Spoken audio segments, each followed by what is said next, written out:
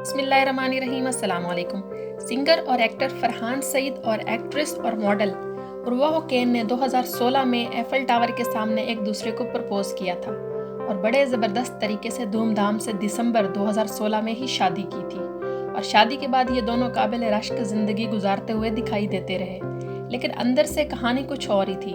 اصل کہانی یہ تھی کہ 2016 میں ہی، یعنی کہ شادی کے پہلے سال ہی ان دونوں کو ریئلائز ہوا کہ ان کی تو آپس میں سوچ ہی میچ نہیں کرتی، اور اسی بات کو لے کر یہ ایک دوسرے سے کھینچے رہنے لگے۔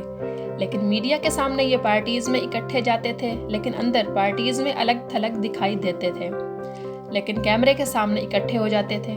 انہوں نے ایک ساتھ کئی پروجیکٹس بھی کیے اور کئی سارے فوٹو شوٹس میں ایک ساتھ بھی نظر آئے۔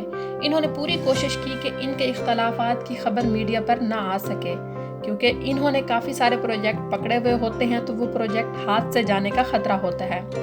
انہوں نے اپنی طرف سے پوری کوشش کی کہ یہ خبر میڈیا میں نہ آ سکے، لیکن ان کے ایک فیملی فرینڈ نے یہ خبر لیک کر دی کہ ان کی تو کافی عرصے سے طلاق ہو چکی ہے، اور صرف دنیا دکھاوے کے لیے اور میڈیا سے چھپانے کے لیے وہ ایک ساتھ فوٹو شوٹس اور پارٹیز میں نظر آتے ہیں۔ ان کے درمیان کافی عرصے سے اختلافات چل رہے تھے، جس کی وجہ سے انہوں نے علیحدگی کا فیصلہ کیا تھا اور یہ دونوں اپنی رضامندی سے علیحدہ ہو گئے۔ فرحان سعید اور عروہ ہوکین کی طلاق کی خبر میڈیا پر ٹاپ ٹرینڈنگ میں ہے، لیکن ابھی تک اس سیلیبریٹی جوڑی کی طرف سے اس خبر پر کوئی تبصرہ نہیں کیا گیا۔ یہ تھی اندر کی کہانی۔ آپ کا اس خبر پر کیا کہنا ہے؟ ہمیں کمنٹ سیکشن میں ضرور بتائیں۔